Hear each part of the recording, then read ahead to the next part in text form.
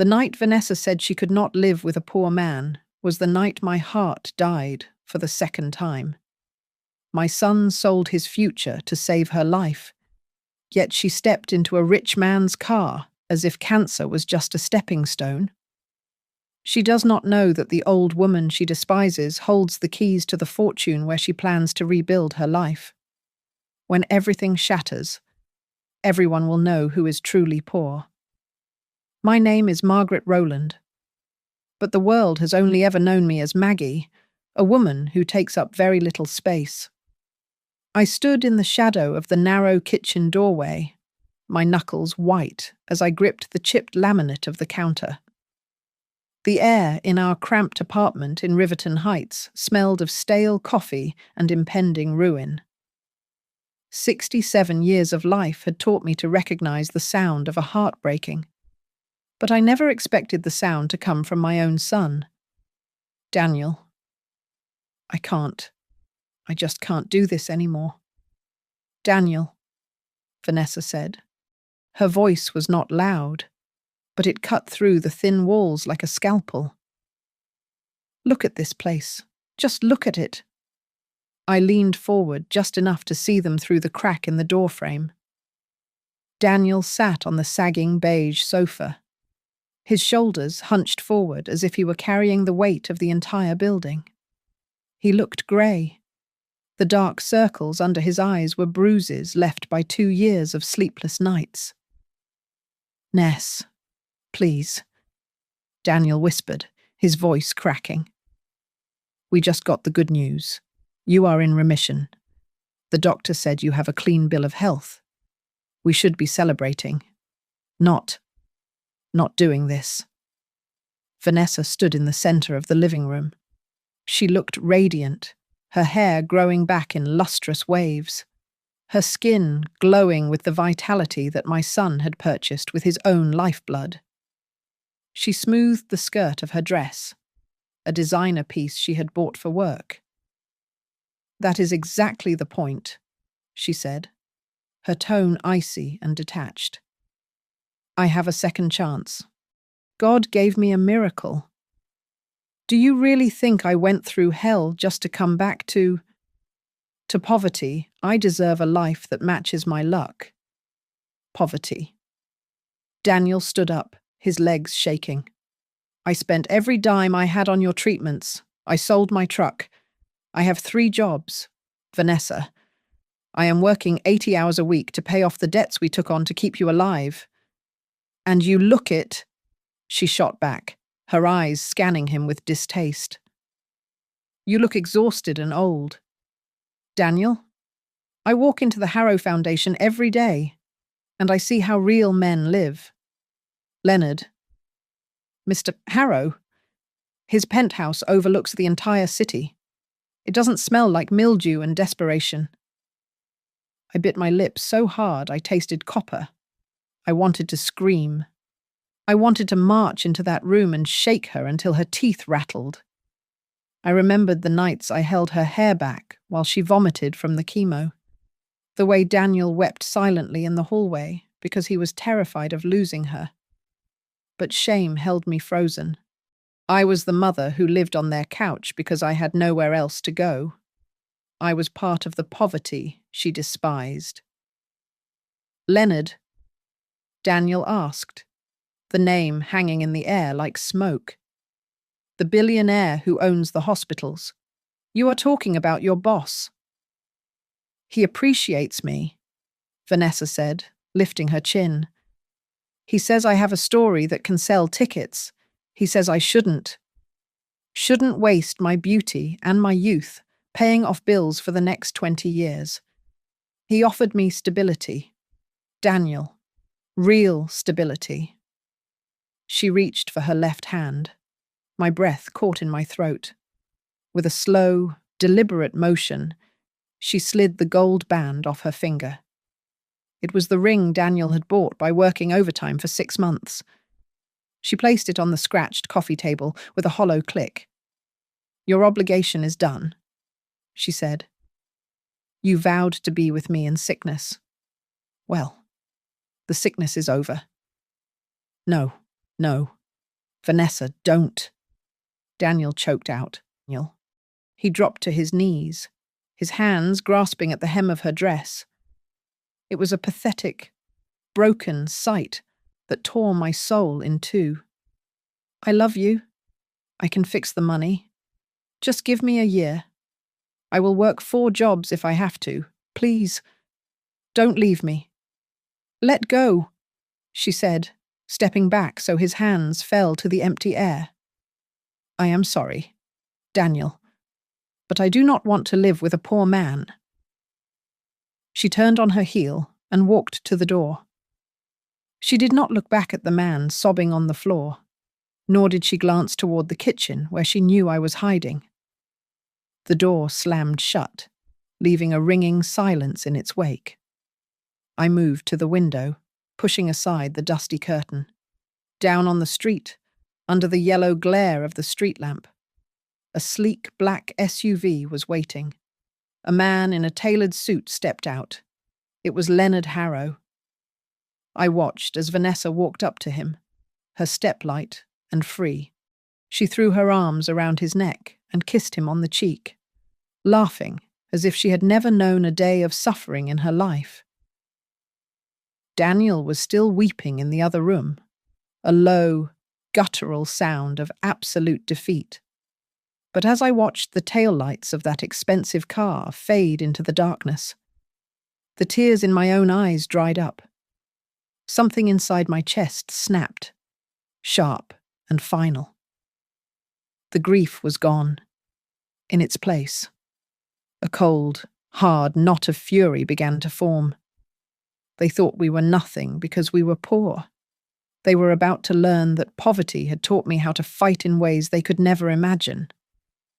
Before I was the invisible old woman trembling in a hallway, I was Margaret Rowland, a woman who knew the specific weight of a stack of filing papers for 20 years. I sat behind a metal desk at Calarix Industries, typing invoices and fielding calls until the day a shelving unit collapsed in the archives room. It crushed 2 vertebrae in my lower back and flattened my career along with them. I remember the exit interview vividly. The human resources director, a man with a smile like a shark, slid a paper across the table and told me that my injury was classified as a production incident, not a liability. I walked out with a box of personal items and a back that would never stop aching, thrust into early retirement without a pension big enough to feed a cat, let alone a growing boy. Raising Daniel alone in the grey outskirts of Belridge became a study in survival mathematics. I learned that you could stretch a single pot of beef stew for 4 days if you added enough water and potatoes. I learned to use superglue to fix the soles of Daniel's sneakers because new ones cost $30 that we did not have. My life became a series of small, desperate calculations. I closed my eyes and saw Daniel as a 7-year-old boy, standing outside the grocery store in the winter wind. He was hugging a paper bag of groceries to his chest, his nose pink from the cold. When I get big, Mum, I am going to buy you a house, he had said, his voice serious and determined. It will have a red tile roof, like the one in the storybook, and you will never have to count pennies at the register again. That boy had a brilliance in him. He had a mind that soaked up numbers and logic. But my bad luck was a gravity that kept pulling him down. My husband, a good man who drove long-haul trucks, died on a slick highway when Daniel was just 14. I fell apart that year. I spent days staring at the wall, paralyzed by grief and the mounting pile of final notices. It was Daniel who quietly packed up his father's flannel shirts into cardboard boxes. It was Daniel, barely a teenager, who took the bus to the utility company to plead for an extension on the electric bill. He decided then that he would never let me be alone or unsafe again. The injustice of Calarix Industries haunted me, but hunger was a more immediate ghost. To supplement the pittance they called disability pay, I took a job at Starline Wash, a laundromat 3 blocks away, for 10 years. I folded other people's intimate apparel and inhaled the chemical sting of cheap detergent. My hands grew rough and red, the knuckles swelling with arthritis, but it kept the lights on. Our Friday nights were the sacred pause in a week of struggle. We would split a small pepperoni pizza, a luxury we budgeted for carefully. One day, "Mom," Daniel would say, tapping his soda can against my glass of water, "I am going to make it. I will get that degree. And you won't have to touch another washing machine." "I know you will, baby," I would answer. "Just don't. Don't worry about me." But he did worry. He worried so much that he sacrificed the one thing that could have saved him. When he was 20, Daniel dropped out of community college. He never told me the real reason, but I knew. He saw me limping home from the laundromat one night, my face grey with pain, and the next week he was working full-time at the loading docks of Northgate Freight. He traded his education for a steady paycheck to buy my medicine. I felt like a monster who had eaten her own child's future to survive. For decades, I had only 2 things to hold on to in this world. One was the apartment that always smelled faintly of bleach and old carpet. The other was Daniel's promise that we were a team, that I would never be discarded like trash. I looked at my son now, slumped on the sofa, his body heaving with silent sobs in the wake of Vanessa's departure. The woman he had saved had just told him he was worthless because he was poor. She did not understand that he was poor because he had given everything to her, just as he had given everything to me. She had taken the boy who promised me a red tile roof and left him with nothing but a broken heart and a mountain of debt. And as I watched him break, I realized that the promise of safety he had built around us was gone, torn apart by a pair of heels walking out the door. The memory of the first time Daniel brought her home played in my mind like a film reel stuck on a loop, grainy and deceptively sweet. It was a Tuesday in November, and the air outside was biting. But inside, Vanessa seemed to bring her own light.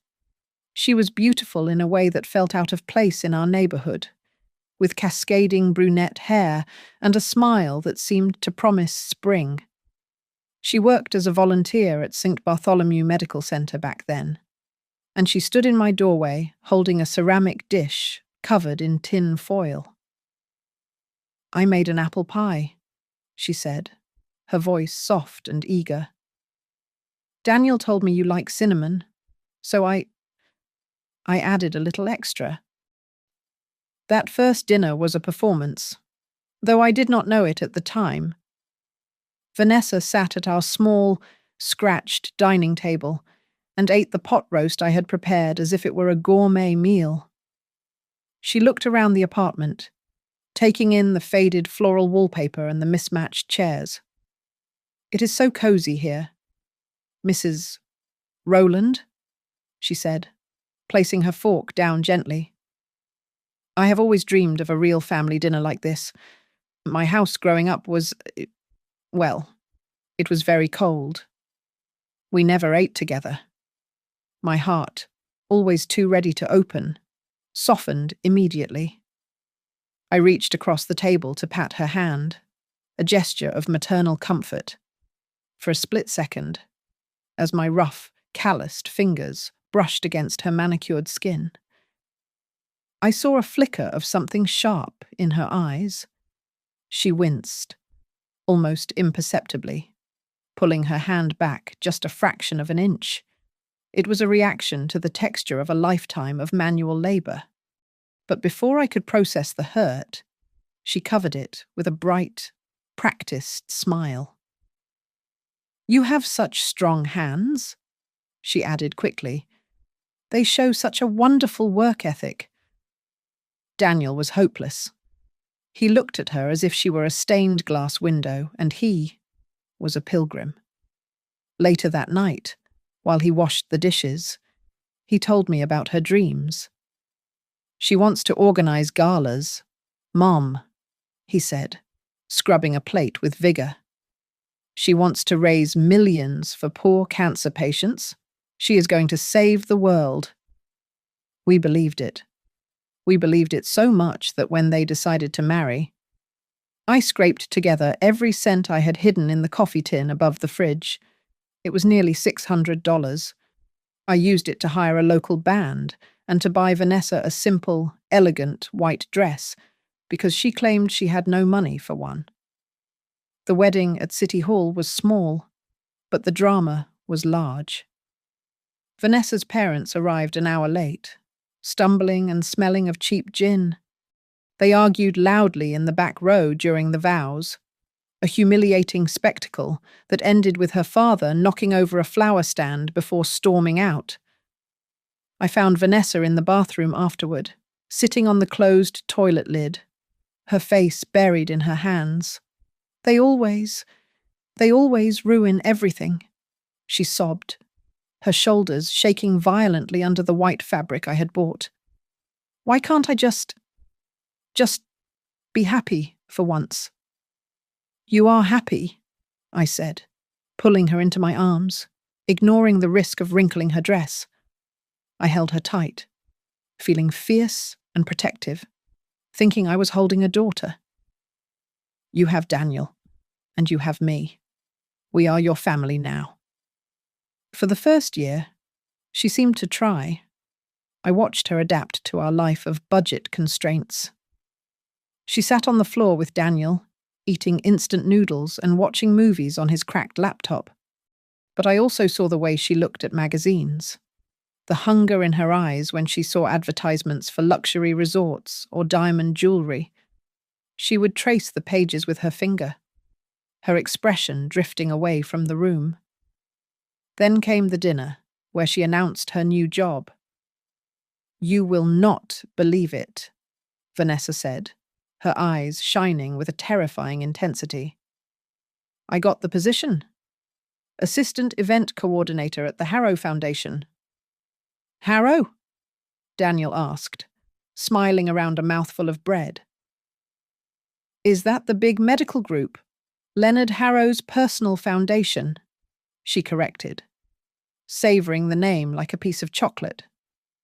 It is huge, Daniel. I will be working with the wealthiest donors in the city. This is my ticket.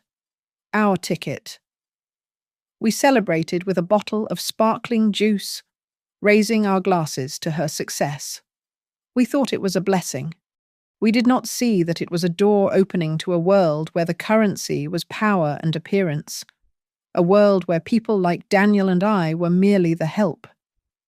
I looked up at the mantel now, where their wedding photo still sat in a cheap plastic frame. In the picture, Daniel was looking at her with adoration, but Vanessa, I stepped closer, squinting at the image. She was smiling. Yes, but her eyes were not on Daniel.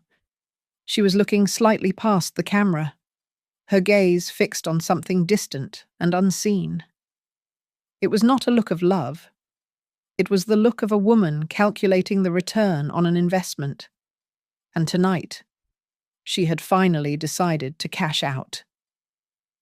The call came on a Tuesday morning, shattering the quiet routine of my life like a stone through a glass pane.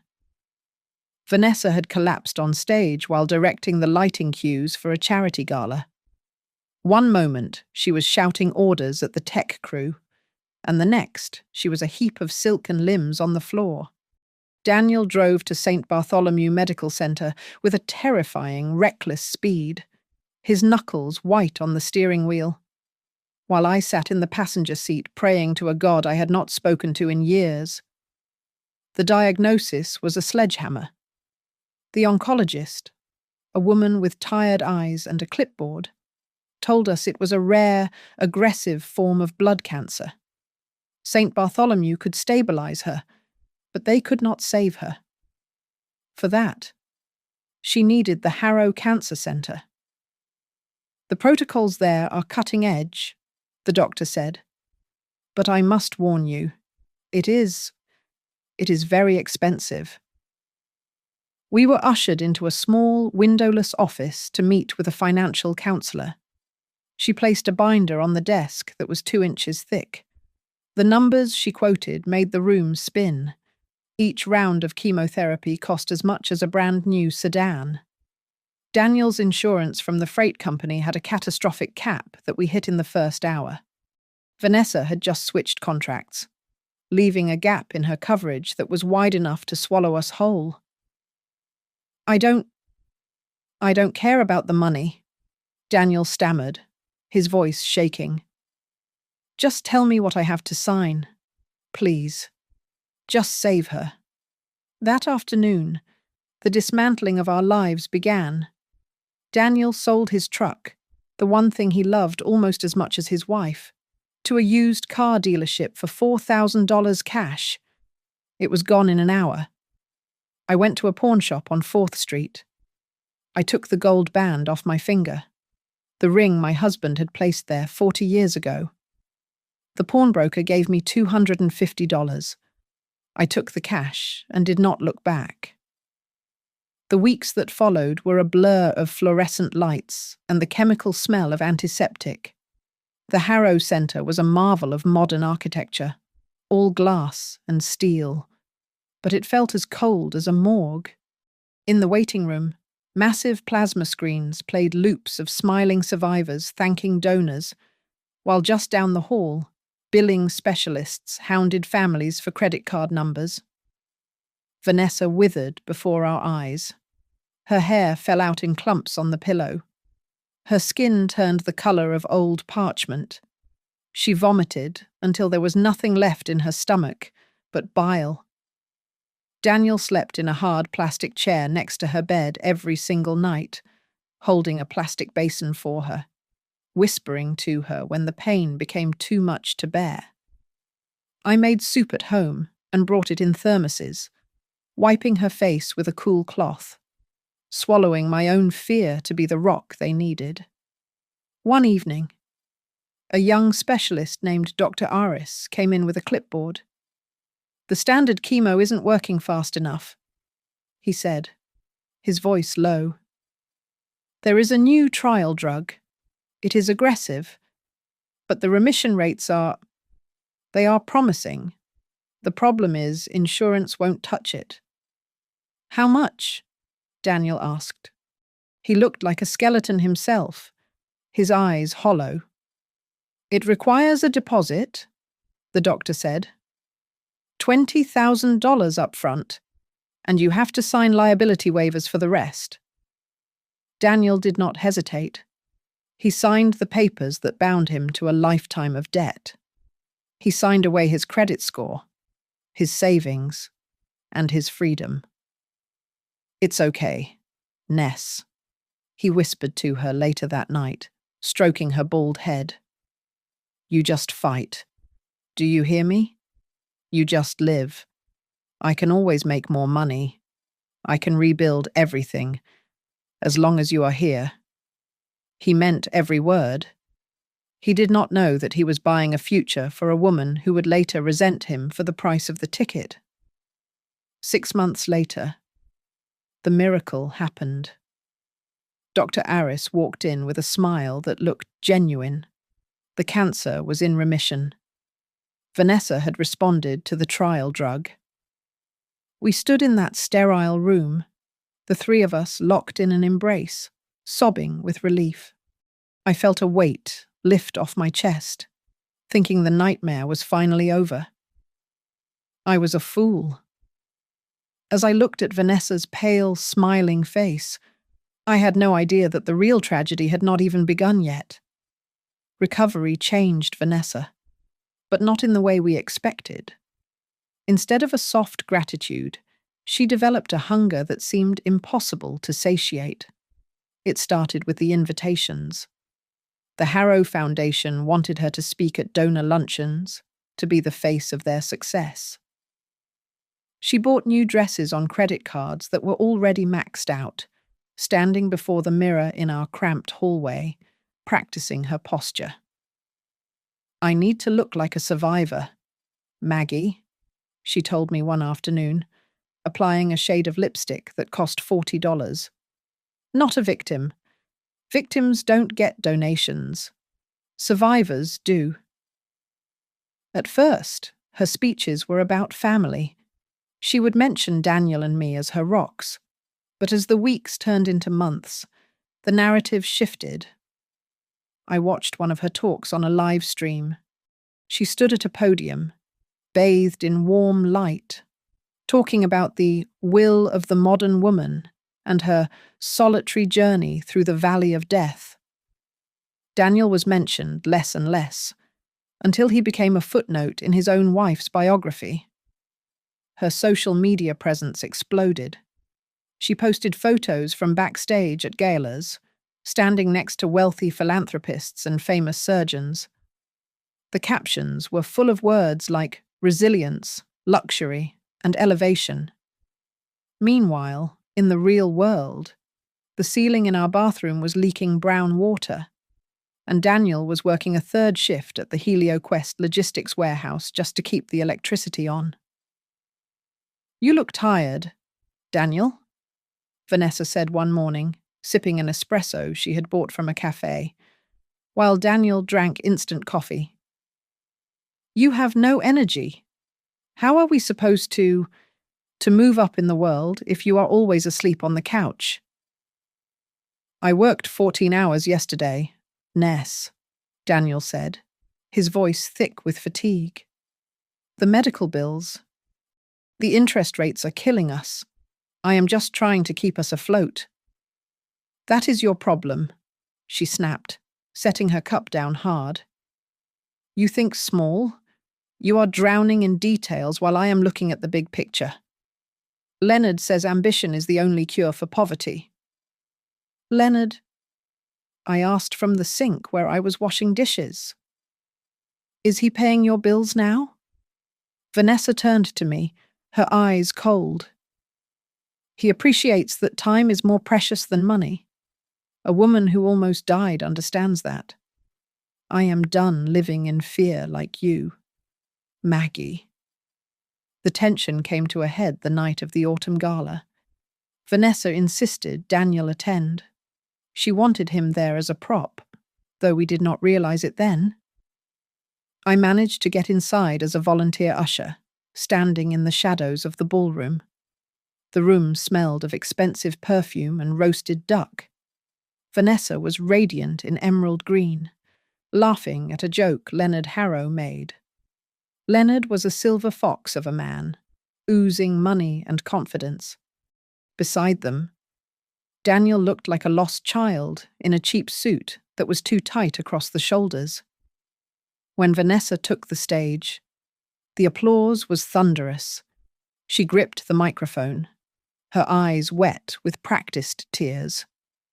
"I fought this battle alone in the dark," she told the crowd of 300 people.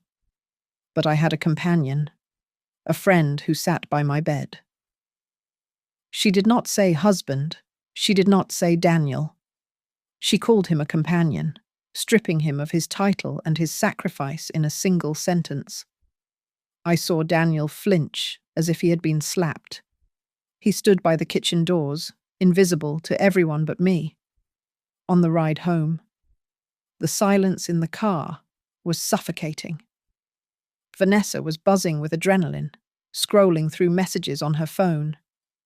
"Leonard says I was magnificent," she said, breaking the silence.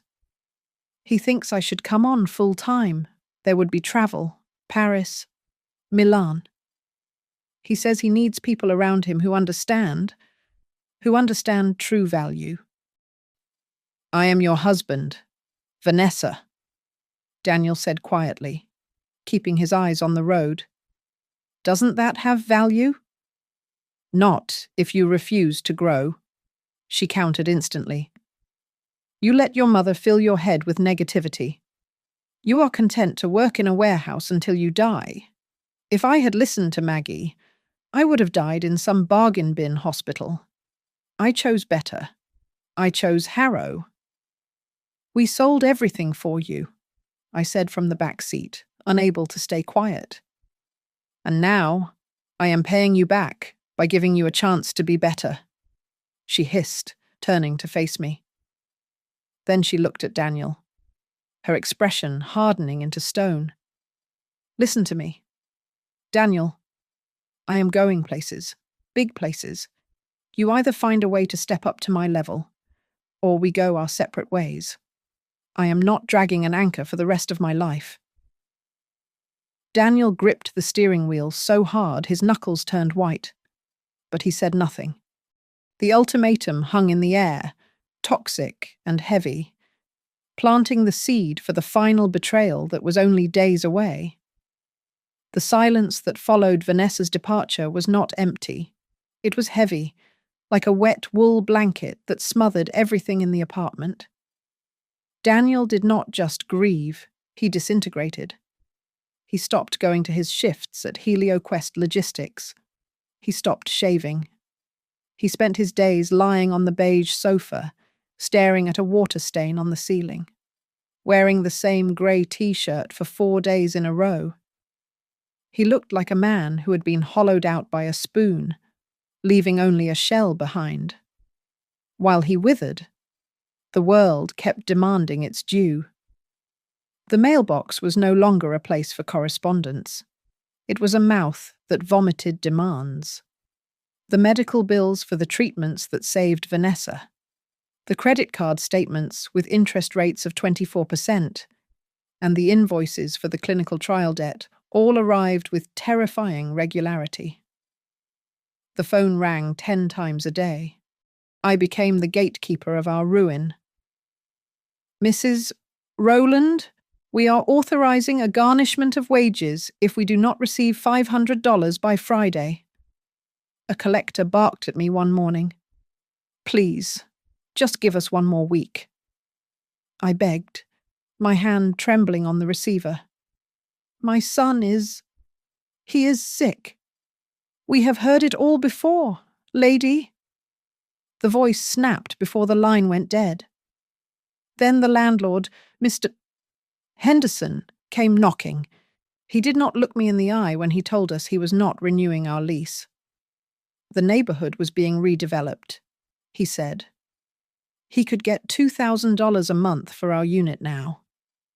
We stood in the center of the living room, surrounded by half-packed cardboard boxes, with absolutely nowhere to go. I tried to save us. I dragged my 67-year-old body back to Starline Wash for extra shifts. But the old injury from the factory flared up with a vengeance. My lower back felt like it was being ground between 2 stones. I stopped buying my pain medication because the $12 saved could buy Daniel 3 cans of soup. Every time I bent down to retrieve a dropped sock, I thought I would not be able to stand up again. The fear of collapsing on the linoleum floor and leaving Daniel truly alone was a cold knot in my stomach. Then came the envelope. It was thick, creamy paper with the return address of Rockwell and Pierce, attorneys at law. My hands shook as I opened it, expecting another lawsuit or a final eviction order. Instead, I read words that made no sense. It was a notification regarding the class action lawsuit against Calarix Industries. My mind flashed back 15 years. I remembered a young, sweaty lawyer knocking on my door, asking about the chemical fumes in the assembly plant. I had signed his clipboard just to get him off my porch, convinced that justice was a fairy tale for rich people. I had forgotten about it completely. The letter said Calarix had lost. They had settled for hundreds of millions. I took the bus downtown to the law firm, clutching the letter like a holy text. Mr. Rockwell, a man with kind eyes and a silk tie, sat me down in a leather chair that cost more than my entire furniture set. Mrs. Rowland, your tenure and the severity of your injury placed you in the highest tier of the settlement. he said gently. You are receiving a lump sum of $450,000. I stopped breathing. The room spun. And, he continued, sliding a second document across the mahogany desk. Part of the settlement includes equity. Calaric spun off their medical technology division into a new company called Novavance Health Systems to avoid bankruptcy. You are now a significant minority shareholder. Shares, I whispered. I don't know what to do with shares. You hold on to them, he advised, tapping the paper. Novavance is currently surging in value. They just completed a hostile takeover of several private medical groups to expand their portfolio. Their biggest acquisition was finalized yesterday. They bought the entire Harrow hospital system. The air left my lungs. Harrow? I asked. Leonard Harrow. The same.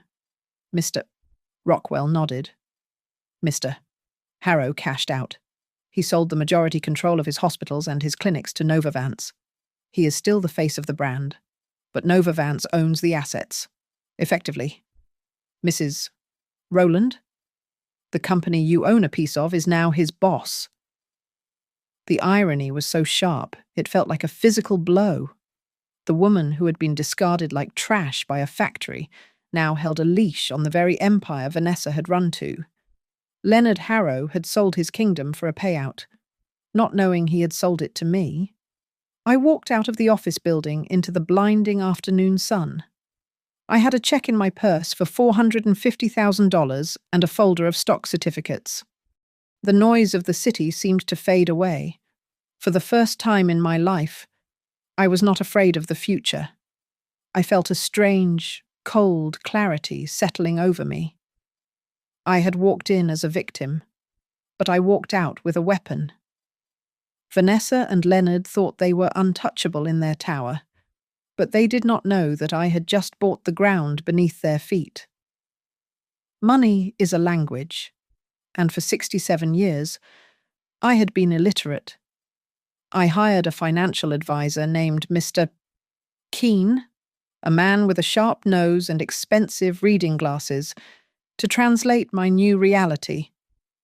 He sat in my small kitchen, looking at the portfolio Rockwell and Pierce had handed me. The smart move is to liquidate the Novavance position immediately, Mr. Keene said, tapping the spreadsheet. The market is volatile. We can put the cash into low-risk bonds. You could have a secure income of $4,000 a month for the rest of your life without lifting a finger. I do not want to be safe. Mr. Keene, I said, pouring him a cup of coffee. I want to understand what I own, explain the voting rights, explain the board structure. He looked at me with surprise, but he did as I asked.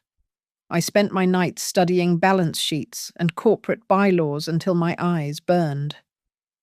I learned that my settlement class made me one of the largest individual minority shareholders in the new conglomerate. I was not just a woman with a check. I was a woman with a vote. 2 weeks later, I walked into the Novavance headquarters for the quarterly shareholder meeting. I wore a grey suit I had bought off the rack, but I kept my head high. The boardroom was a cavern of glass and polished wood. Julian Vance, the 30-year-old CEO, stood at the front, projecting charts onto a massive screen. Our acquisition of the Harrow system offers challenges, Julian said, his voice smooth. We are restructuring to ensure transparency. We are reviewing all legacy assets, including the charitable arm, the Harrow Foundation. My heart hammered against my ribs. There it was. The foundation where Vanessa worked was now under the microscope of the company I owned a piece of. A board member near the front cleared his throat. There have been concerns regarding the allocation of donor funds in the Survivor Stories campaign. The marketing expenses seem disproportionate to the actual aid given. I saw my opening. I stood up. My legs felt heavy, but my voice was steady. "I am a shareholder," I said, and heads turned. "I move that we initiate a forensic audit of the Foundation's promotional activities. Specifically, we need to verify the accuracy of the survivor testimonies used for fundraising. If we are profiting from lies, the liability could be catastrophic." The room went silent. Julian Vance looked at me, intrigued. "That is a prudent suggestion," he said. "Motion noted. We will authorize an external review." Oh, I sat down, my hands trembling in my lap. I had just set the gears in motion. Outside of that boardroom, I kept my power hidden. I used the cash settlement to wipe away Daniel's debts. I paid off the $20,000 for the credit cards and the $40,000 for the medical loans. We moved into a clean, two-bedroom apartment in a quiet neighborhood. It was not a palace, but it had no leaks, and the heating worked. "Mom, are you sure?" Daniel asked, looking at the fresh paint on the walls. "This place costs $1,800 a month. If the settlement money runs out..." "It will not run out." I lied gently.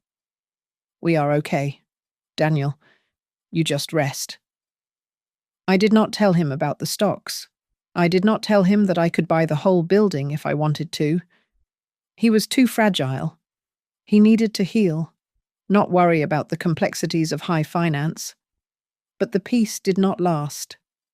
One evening, I sat in the living room with my tablet. I saw a notification for a live stream, the National Gala kickoff. I clicked it. Vanessa filled the screen. She was standing on a stage, but behind her, the old Harrow logo was gone, replaced by the sleek blue V of Nova Vance. She looked like a movie star.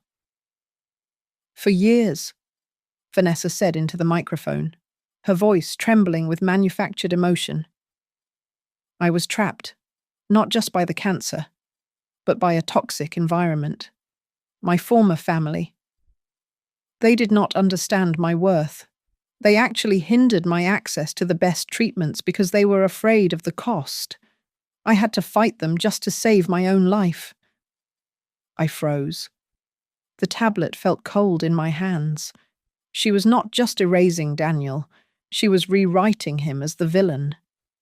She was telling the world that the man who sold his truck and worked himself into the ground to save her was actually the one trying to let her die.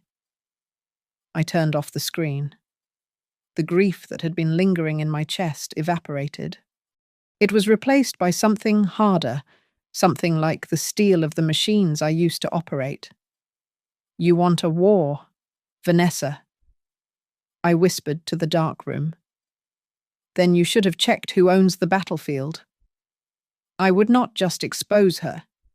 I would let her build her tower of lies as high as she wanted, and then I would be the one to pull the pin. The forensic audit report arrived on my tablet at 6 in the morning, a dense document of 300 pages that detailed every cent moving through the Harrow Foundation.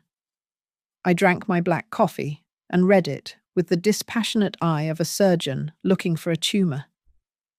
It did not take long to find it. The irregularity was flagged in red under the section titled Survivor Journey Program. The program, spearheaded by Vanessa, showed massive disbursements for promotional lifestyle maintenance and ambassador fees.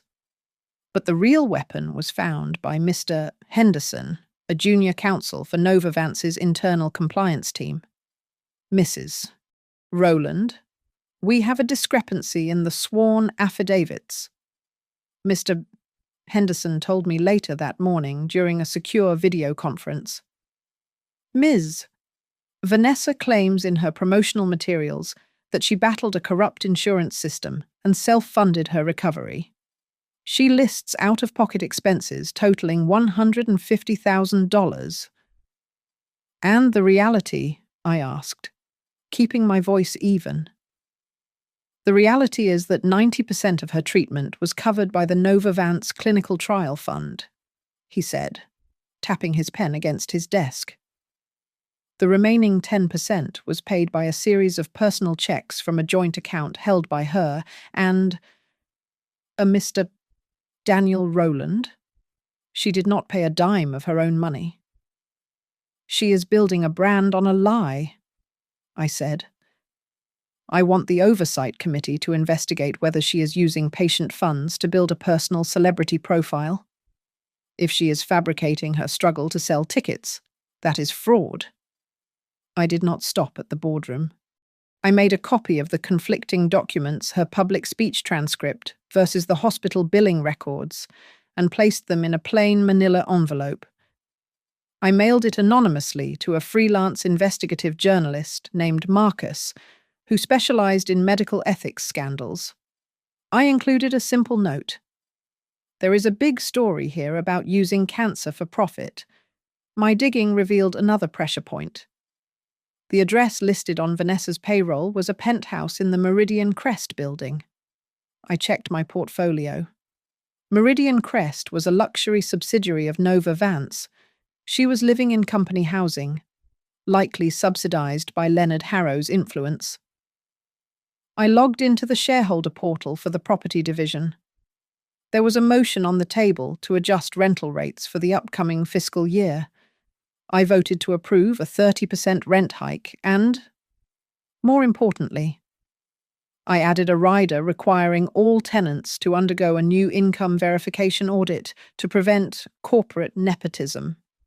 Vanessa would soon find her free ride becoming very expensive and very scrutinized. Then came the masterstroke. At the next strategy meeting, I sat across from Julian Vance and the board.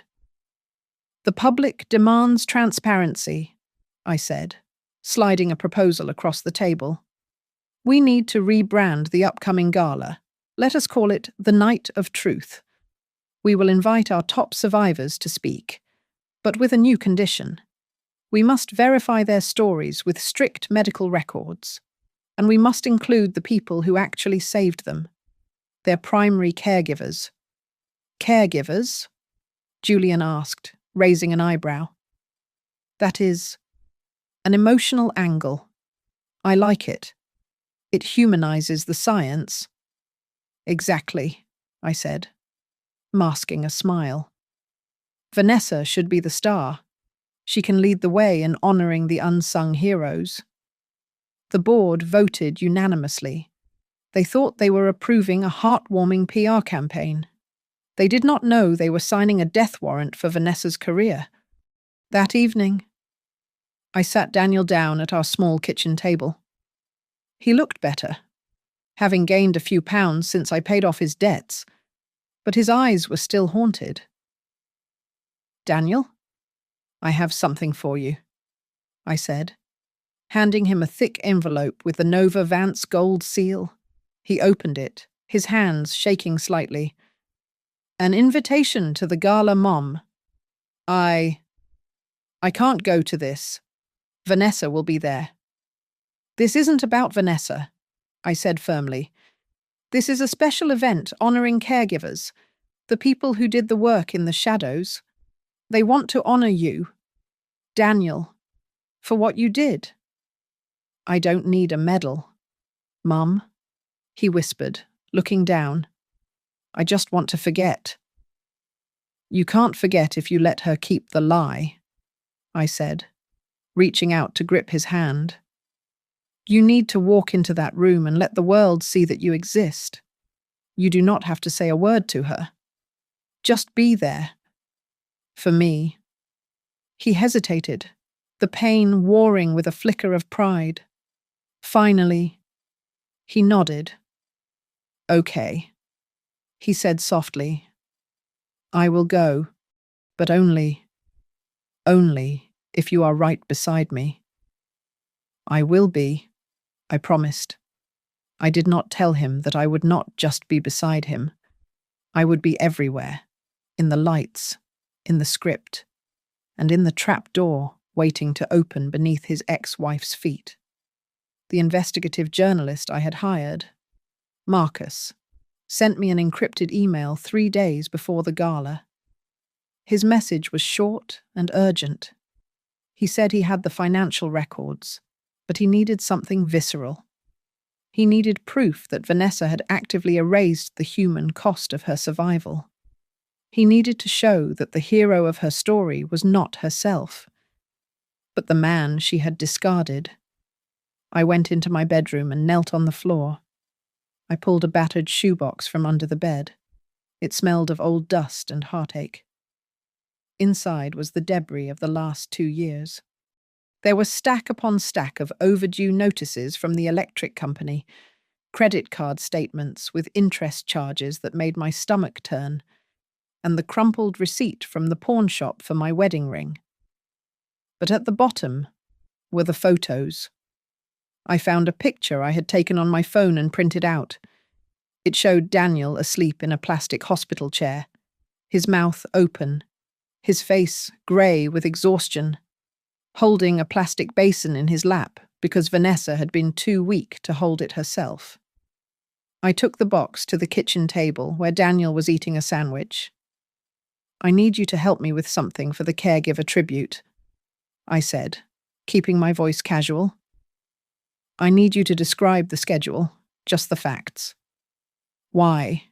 Daniel asked, not looking up. "Because there is a program that wants to document what people like you go through." I lied. "Just tell me."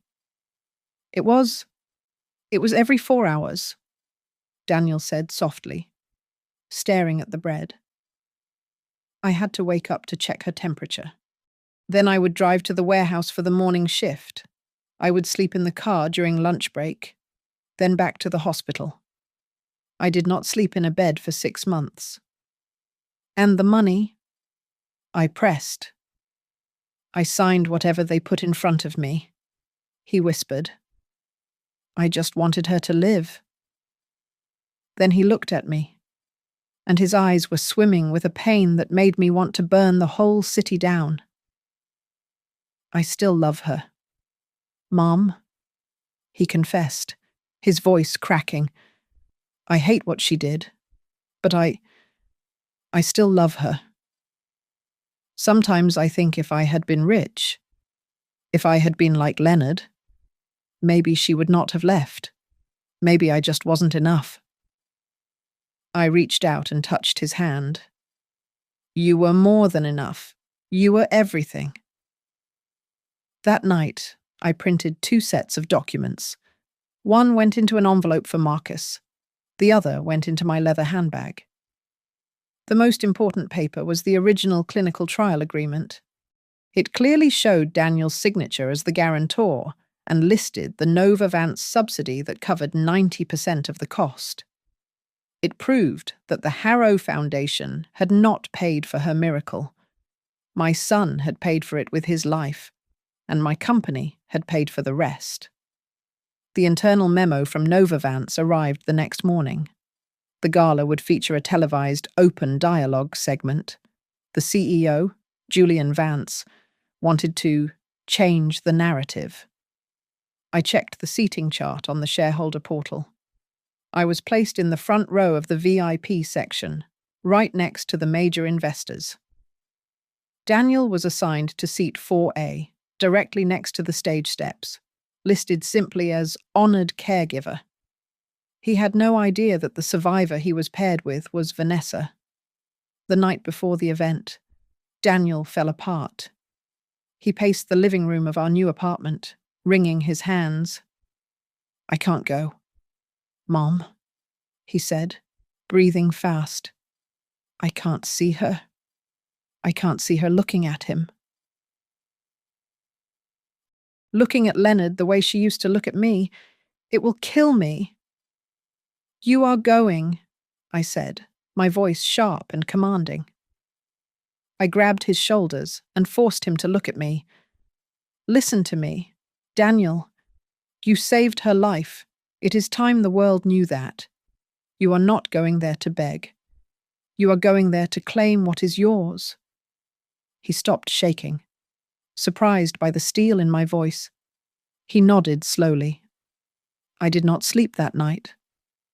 I sat by the window in the dark, watching the city lights of Belridge flicker like distant stars. I thought about all the times I had been silenced. I thought about the managers at Calarix who told me my back injury was unfortunate but not actionable. I thought about the doctors who looked through me as if I were invisible. For 67 years, I had been a ghost in the machine. But tomorrow, I would be the operator. The morning of the gala arrived with a grey, steel-coloured sky. I put on a navy blue dress that was simple but tailored perfectly.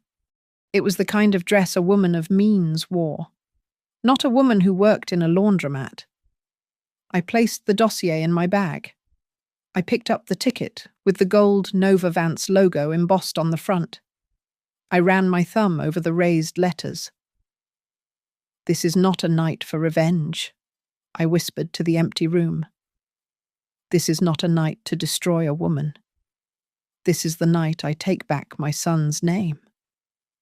The Night of Truth Gala was held in the grand ballroom of the Skyline Regent, a space so opulent that the air itself felt expensive.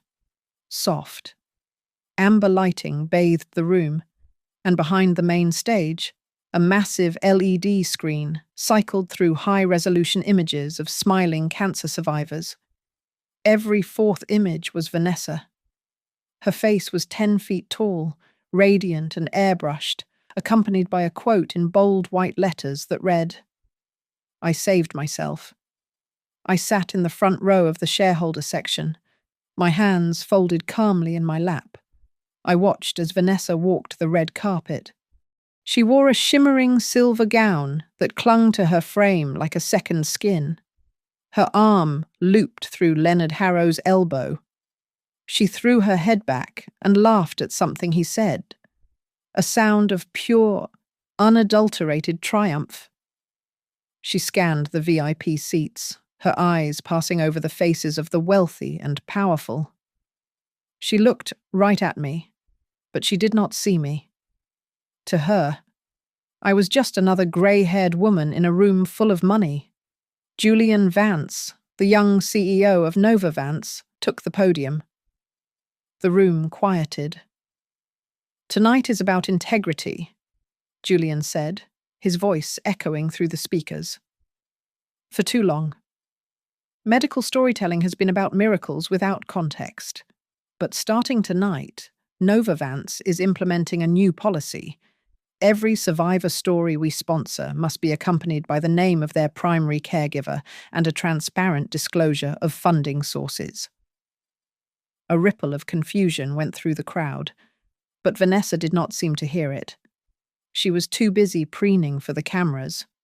When the MC called her name as the Survivor Ambassador, she glided up the stairs, accepting the microphone with a practiced humility. "My journey was lonely," Vanessa told the audience, her voice dropping to a theatrical whisper. "When the diagnosis came, I realized I had to be my own hero. I fought a corrupt insurance system. I drained my own savings. No one helped me.